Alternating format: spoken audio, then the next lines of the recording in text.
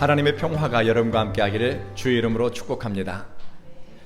오늘은 뼈에서 나오는 신앙 고백이라는 제목으로 하나님의 말씀을 전하도록 하겠습니다. 우리 옆에 있는 분들과 좌우로 앞뒤로 안녕하세요, 반갑습니다 인사 나누시겠습니다.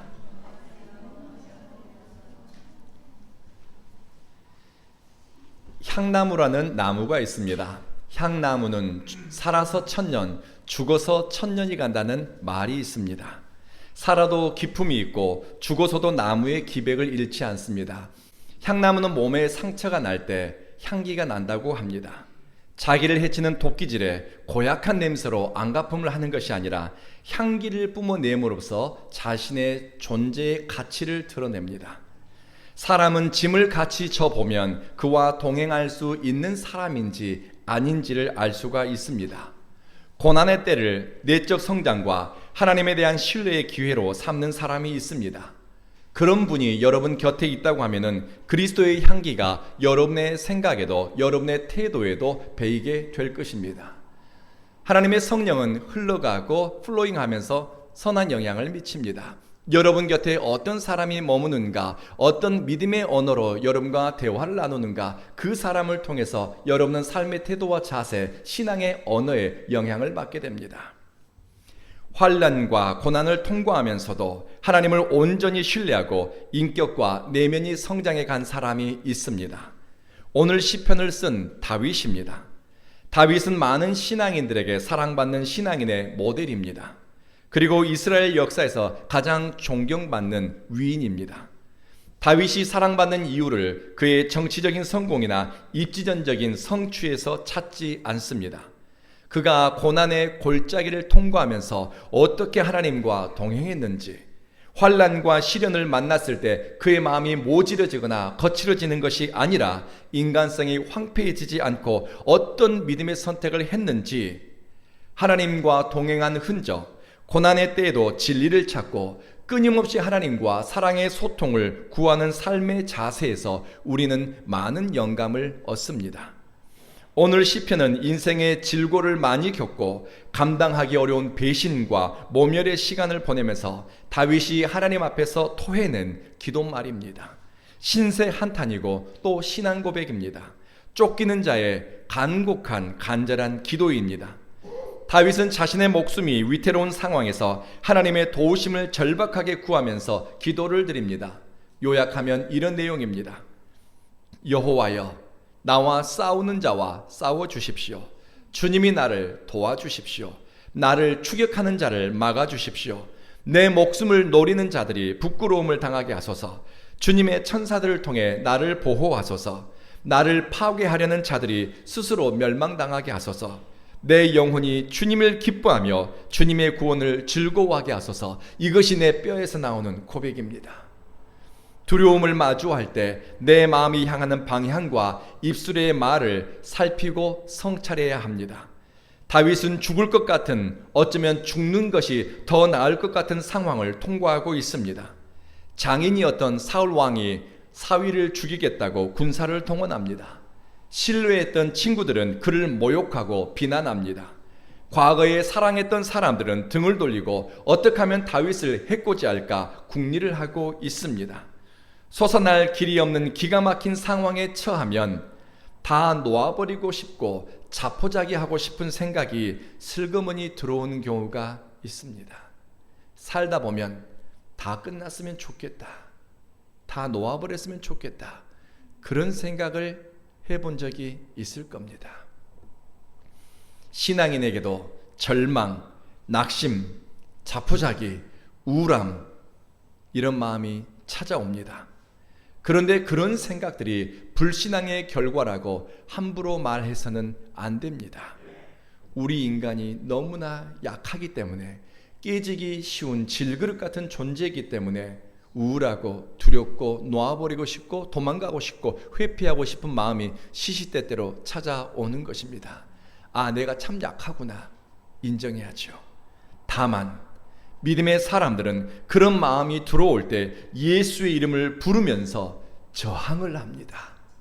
흘러가는 대로 내버려 두는 것이 아니라 저항하기 위해서 뜻을 세우는 것입니다. 내 자존감이 바닥을 칠 때 사람들의 말과 환경에서 나를 인식하지 않고 하나님과의 관계에서 나를 인식합니다. 하나님이 나를 무엇이라 불러주는지 그것이 내 이름이고 하나님이 나를 어떻게 대하셨는가 그것을 확신하면서 내 자존감을 세워가는 것입니다.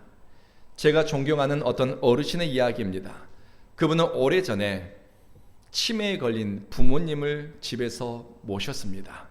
본인도 암투병을 하고 그리고 배우자도 건강이 좋지 않았습니다. 병든 부모님을 모시니 일상이 쉽지가 않았습니다. 집에 들어오면 죽음의 그림자가 늘 드리워져 있는 겁니다. 세상 즐거움과 단절된 동굴 같은 느낌이 집 안에서 나는 겁니다. 집이 아무리 좋으면 무엇합니까?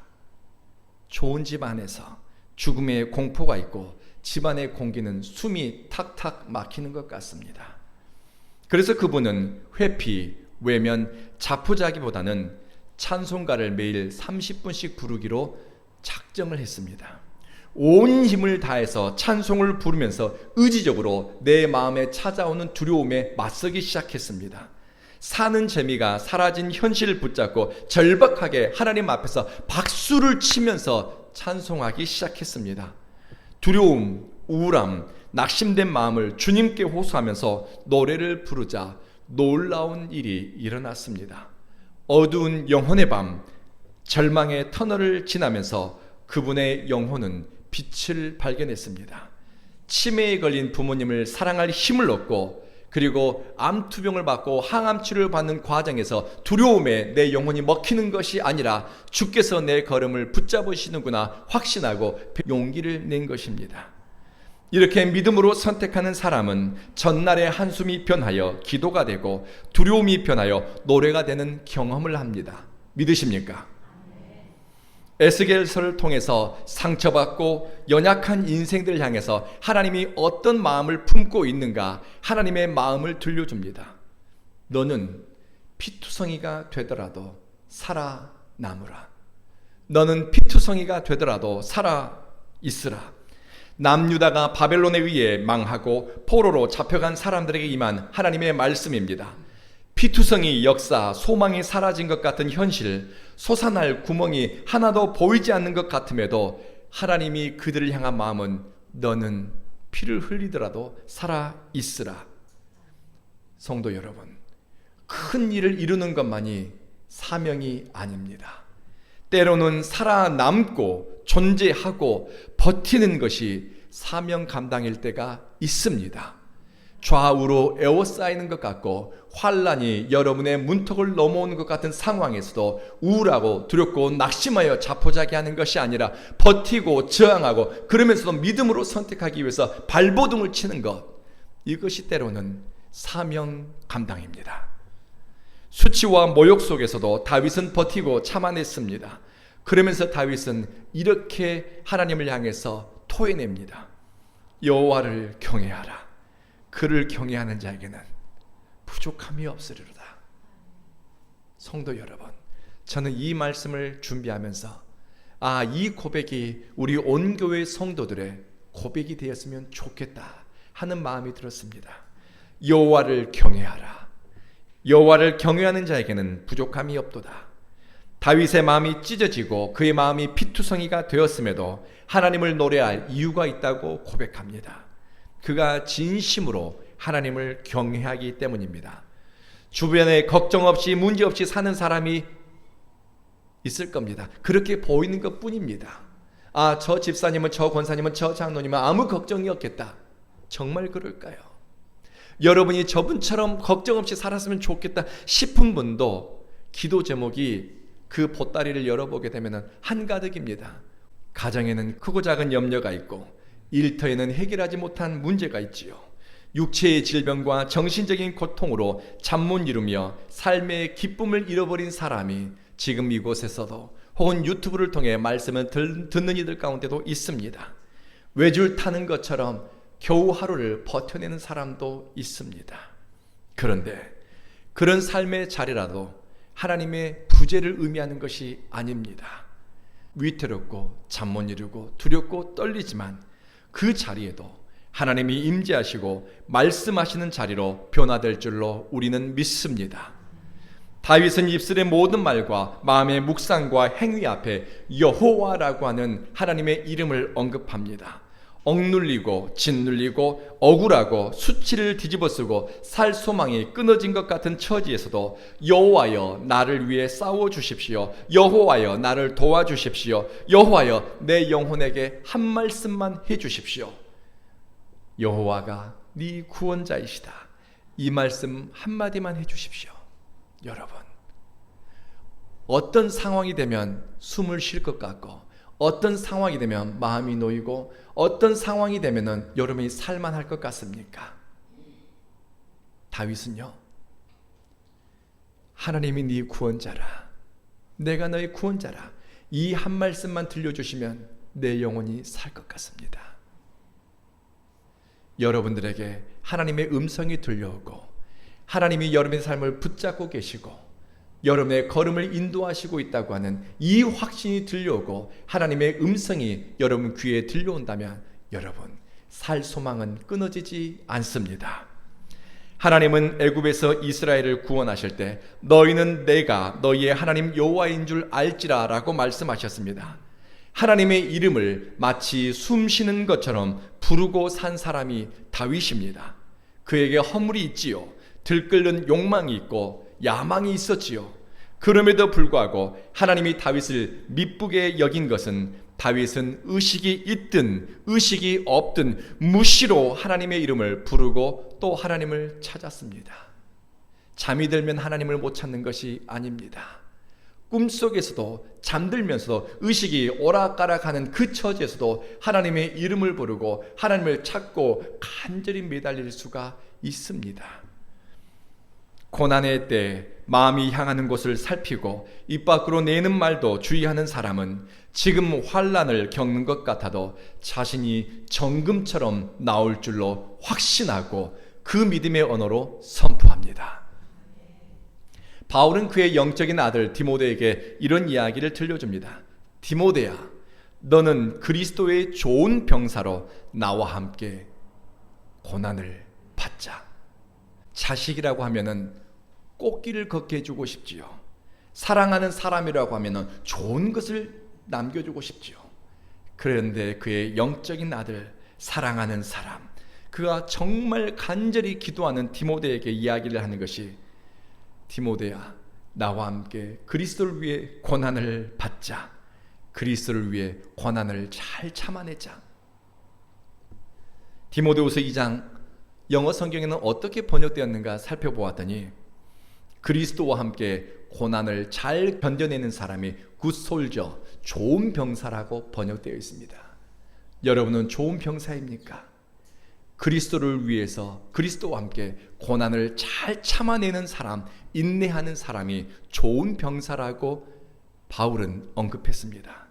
좋은 병사는 재주가 많고 능력이 많고 고난과 어려움을 잘 회피하는 요령이 뛰어난 병사가 아닙니다. 그리스도의 좋은 병사는 예수 때문에 어려움을 인내하는 사람입니다. 분위기와 감정 때문에 나를 주장하지 않는 사람입니다. 그의 선택은 언제나 그리스도를 향하고 그리스도를 바라보고 있습니다. 바울은 고난과 시련을 혐오하지 않고 환난아 내게 오너라, 시련아 내게 오너라 라고 외칠 수 있었던 것은 하나님의 사랑에서 자신을 끊어낼 수 있는 것은 아무것도 없다는 확신 때문이었습니다.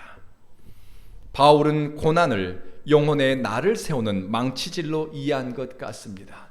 고난과 시련과 환난과 어려움을 내 영혼의 나를 세우는 망치질로 이해한 것이죠. 대장간에서 대충 만들어내는 칼과 장인이 만드는 명검에는 차이가 있습니다. 저희 시골에 대장간이 있었습니다. 오일장에 가게 되면 곡괭이도 만들고 도끼도 만들고 또 부엌에 쓰는 칼도 만드셨는데요. 주문을 넣습니다. 우리 식칼 하나 만들어주세요 하게 되면은 그냥 이렇게 때려가지고 적당히 쓸만한, 적당히 날을 세워서 판매를 하는 겁니다. 그런데 명검은 적당히 제작하는 것이 아닙니다. 일본에 국보가 있습니다. 칠지도라고 하는 칼입니다. 백제의 근초고왕이 일본 왕에게 하산 칼입니다. 굉장히 명검입니다. 이런 명검을 만들 때 장인은 보통의 철광석보다는 순도가 높은 사철을 사용한다고 합니다. 이 사철을 녹여서 최고의 순도 10%만을 가지고 덩어리로 만든다고 합니다. 그리고 나서 접쇠라고 하는 과정을 거치는데 이 쇠 덩어리를 망치로 두들겨서 종이장만큼 얇게 편다고 합니다. 그러면 그것을 쇠를 접는다 해서 접쇠입니다. 쇠를 접습니다. 그리고 접힌 쇠를 다시 두들깁니다. 그리고 다시 펴서 또 두들깁니다. 그렇게 해서 몇 번을 접고 펴고를 하는가? 126에 0이 27개가 붙습니다. 쇠를 펴고 접고 펴고 접고 두들기고의 과정을 반복합니다. 불에 들어갔다 나오기를 반복하고 대장장이의 망치질을 셀 수 없을 정도로 견뎌낸 칼에게 명검이라고 하는 이름을 붙입니다. 그리고 그 장인이 쓴 글을 보니 이 명검에서는 칼집에서 칼을 뽑을 때 칼에서 나는 울림이 있다고 합니다. 이것을 검명이라고 부릅니다. 이 칼이 가지고 있는 특유의 소리가 있대요. 이런 생각이 들었습니다. 만약 다윗이라고 한 사람을, 신앙인으로서의 다윗을 명검이라고 비유한다면 하나님은 대장장이십니다. 그의 인생의 수없이 많은 환난과 배신과 시련은 망치질입니다. 이런 시련을 통해서 하나님은 다윗이라고 하는 명검을 만들었습니다. 그리고 다윗이라고 하는 칼을 꺼내보니 그 칼에서 울려나오는 소리가 있습니다. 그 소리가 무엇일까? 내 영혼이 여호와를 즐거워하며 그의 구원을 기뻐하리로다. 다윗의 시편에 빠지지 않고 등장하는 고백입니다. 다윗이라고 하는 인생을 응축해 보았더니 내 영혼이 여호와를 즐거워하며 그의 구원을 기뻐하리로다. 다윗에게는 지울 수 없는 하나님과 동행하는 흔적이 그의 뼈에 새겨져 있습니다. 그래서 내 뼈에서 나오는 신앙 고백이 있다라고 오늘 본문 10절에서 이야기하고 있습니다. 사람마다 평생 추구해온 가치, 철학, 삶의 지향점은 유언이 되거나 혹은 그 사람 묘지에 비명이 되기도 합니다. 저는 인도에서 살 때 윌리엄 캐리의 무덤을 종종 방문했습니다. 윌리엄 캐리의 무덤에 이런 비문이 새겨져 있습니다. A wretched poor and helpless worm, on thy kind arms I fall 이라고 하는 말이 새겨져 있습니다. 비참하고 가난한 벌레 같은 자가 당신의 거룩한 손에 기대어 잠드나이다. 윌리엄 캐리가 죽음을 앞뒀을 때 지인들이 묻습니다. 윌리엄 캐리 선교사님, 비문에 뭐라고 새길까요? 그때 윌리엄 캐리가 내 비석에는 이렇게 새겨주십시오. 비참하고 가련한 벌레 같은 인생이 당신의 자비에 깃대어 잠드나이다. 윌리엄 캐리의 평생의 고백이지요. 그의 뼈에서 우러나온 신앙 고백이라고 할 수 있습니다. 윌리엄 캐리는 하나님의 은총 앞에서 자신의 가련함을 인식했습니다. 자신이 이룬 업적이나 사역의 성취보다 하나님의 자비하심과 과거, 현재, 미래를 하나님의 자비에 맡겼습니다. 다윗은 10절에서 이렇게 고백합니다. 주님, 주님과 같은 분이 누구입니까? 주님은 약한 사람을 강한 자에게서 건지시며 가난한 사람과 억압을 받는 사람을 약탈하는 자들에게서 건지십니다. 이것이 내 뼈에서 나오는 고백입니다. 입술의 고백이 아닙니다. 뼈에 박힌 고백, 뼈에서 나오는 고백, 뼈가 기억하는 고백입니다. 고난의 골짜기를 넘어서면서도 주님을 찾았더니 하나님의 선하심과 인자하심에 붙들렸습니다. 인생의 어두운 밤을 지날 때도 그의 입술에는 하나님의 이름이 가득했습니다. 뼛속까지 하나님이 나를 구원하실 것이라는 확신이 새겨지니 환경과 처지에 따라 되는 대로 살지 않고 믿음으로 말하고 소망으로 선택하게 되었습니다. 사랑하는 성도 여러분, 여러분 평생에 부를 노래가 내 구주 예수를 더 사랑하는 것이요, 임마누엘 하나님과 동행하면서 하나님은 나의 구원자이십니다 하는 고백이 여러분 뼛속에서 나오는 고백이 되기를 열망하지 않으시겠습니까? 기도하겠습니다. 여러분 평생에 부르고 고백하고 다짐할 것은 무엇입니까? 다윗이 고백했던 하나님만이 나를 구원하실 이요 내 영혼이 하나님을 기뻐합니다. 이것이 내 평생의 고백이요 노래요 부족한 사람의 뼛속에서 우러나오는 신앙 고백이 되고 싶습니다. 나는 연약하고 부족하고 가련한 인생이지만 내 입술에는 하나님의 은혜를 구하고 하나님의 이름을 부르는 신앙 고백으로 가득하기를 이 시간 침묵 가운데 기도하시겠습니다.